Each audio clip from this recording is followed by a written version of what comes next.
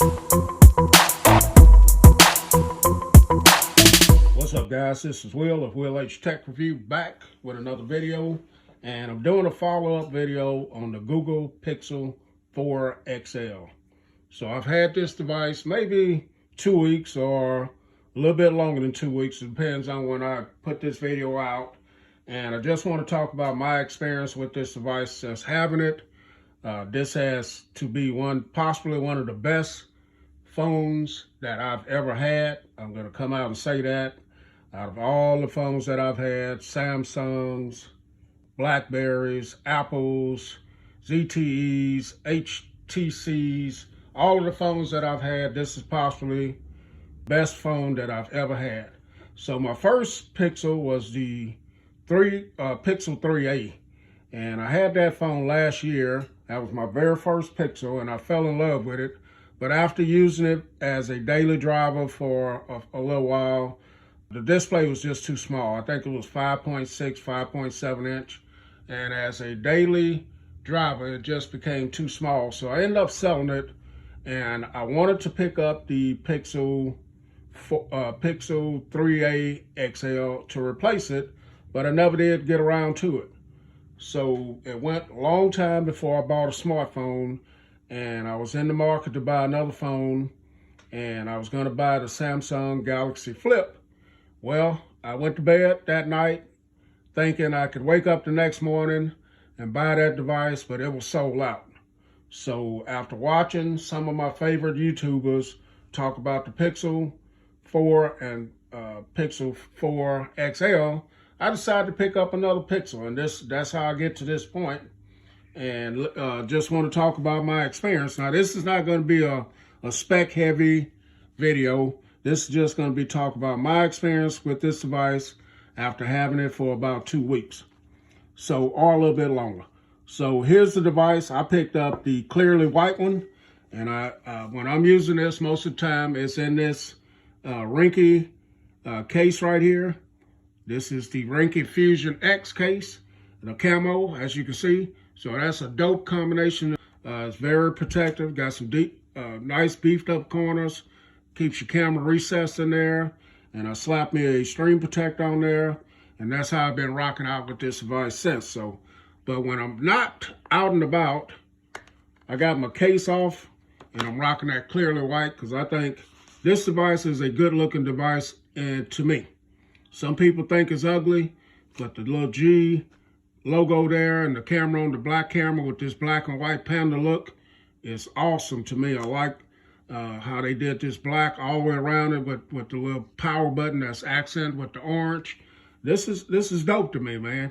And the back of it does have a modern appeal to it, because all your phones that are coming out now are coming out with these big camera arrays that stick out. So that is the thing. Here's my Samsung Galaxy S20 here. As you can see, got the big hump on the camera, and so that's how they're getting down these days. So this does have a modern appeal on the back of it. Now, when you get to the front of it, it's a different story, because now you're going back in the day a little bit, taking you back because of this big forehead up here. But within that forehead right there, you got probably the fastest Face ID that I've ever seen on a device. It's wicked fast, man. And it works really, really well. But just talking about the continuing on the build, I like that this has a flat screen. Look how fast that is. It has a flat screen. It's very solid in the hand. It's not overly big. It's just awesome, man. I really love the fit and finish and feel of this device in the hand. So now that we have it on the front, facing the front here, let's talk about this display here. So this is a 6.3 Quad HD display, 1440 by 3040 PPI. This has Gorilla Glass 5, and it has up to 90 Hertz refresh rate. 6.3 is a good size for me. Anywhere from 6.1 to 6.5 is ideal key for me as far as displays. This one has some very good colors. So you can see that wallpaper I have there. is very detailed, very vivid, and very colorful. But it's not like your Samsung devices, but it's pretty good for what it is. So here's my, let me turn the brightness up a little bit on this. I want to show you the difference between this one, and as you can see, both are very detailed. This is a Samsung Galaxy S20, and Samsung make the best displays out there, so there's no doubt about that. But this one holds its own in terms of, and I'm very impressed how Samsung put a 6.2-inch display in a device this size. That's remarkable right there, because this is 6.3, and it's still a good size device. It's not overly big, but the display is definitely nice. The 90 hertz refresh rate is it's okay. It's not a big deal to me, but as far as the colors and accuracy on this device and watching content with this 6.3 is really nice. Now you do have, like I said, that forehead there. This is not your bezel-less per se display like you got here with your Samsung, from top to bottom pretty much bezel-less, but it's great, you know. So the 90 hertz is okay. So next, I want to talk about, let's talk about the speakers next. So this has dual speakers, very good for talking on your phone, making phone calls. Yes, people still make phone calls, I do. And if you got it on the speakerphone, it's great if you're watching Netflix, YouTube, whatever you want to use your speakers for. They will be loud enough, and I haven't had any issues with the speakers. In fact, I did do a speaker comparison between this device and several other devices, and I probably will have that video up pretty soon. But the speakers are definitely nice on this. No issues with the speakers. Next, let's talk about the battery. So this has a 3700 milliamp battery, and I'm normally getting 5 hours to 5.5 hours battery life. Now, like one of my favorite YouTubers says, Jay Will, battery life is going to be subjective. We're all going to get different battery life out of our devices because we use them different ways. Now, unless we use these the same exact way, then we'll probably get similar battery life. But I'm getting quite a bit of battery life out of this with ease. I didn't do any kind of thing scientific to measure the battery life. Normally, just watching YouTube, Netflix, social media, talking on the phone, just things of that nature, everyday things that you do, text messages, and that's what I'm getting out of my battery. So next, let's talk about performance. So this has the Snapdragon 855 processor, 6 gigabytes of RAM, 128 gigabytes of storage. This is running Android 10 out the box.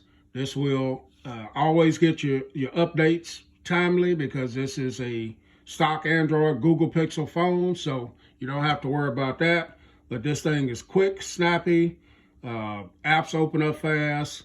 The 6 gigabytes of RAM, seeing the whole thing's in memory pretty good. I did do a speed test between this and my newly acquired phone here, the S20, and it pretty much held its own on it. So the 855 is last year's processor, but it still does a great job with this device, as you guys can see. I have no issues opening up anything. Everything works fast. No issues with the processor at all. It just, with the performance on this at all, it just does what it does, and it does it well. And I really like the idea of having the stock Android feel to it. So next, let's talk about some of the features on here. So this has, like I said, a very fast Face ID. This has the motion sensor on there. When you get close to it and you got your phone off, it'll detect that your hand is there, or you can mute phone calls, all of that kind of stuff. But it's not feature rich as your Samsung devices. This is IPS 68 dust and water proof. It has the Ambient IQ, and this does have the real-time transcription feature as well, which a lot of that stuff I don't use. I don't use it at all. I just use my phone day to day, just normal stuff. Now, some people get into that. but you do have those features. I do like the squeeze to get into your Google Assistant here. As you can see, it's following my track there. I do like that idea of having that. Do I like the feature where it can take care of your unwanted phone calls that you have. I do like the dark theme that it has here. And yeah, so performance has been great with this. No crashes, no heat ups, nothing like that. It's been great. So next, let's talk about the cameras. So most people buy a Google Pixel phone. They're picking it up for the cameras. So you're getting some great cameras on this device. On the rear right here, you got a 12.2 megapixel and you got a 16 megapixel with your flash. This device takes some great photos. Videos are pretty good, but you can record up to 4K, 30 frames per second. I'm not a selfie type of guy, but here's a sample of a selfie that I took of myself, and it came out pretty good. It's actually a portrait. It was in portrait mode, and if it can make an old fella like me look pretty decent, then it's a pretty good looking, pretty good front-facing camera. And the rear cameras, here's some samples that I took of different spots around, just random pictures. As you can see, they are very colorful, vibrant. You can zoom in on these photos and not have any issues with them being pixelated or losing any kind of detail. They are very nice. And here's a little short video sample that I took at my job. This was shooting at 4K, 30 frames per second. Like I said, the video is decent.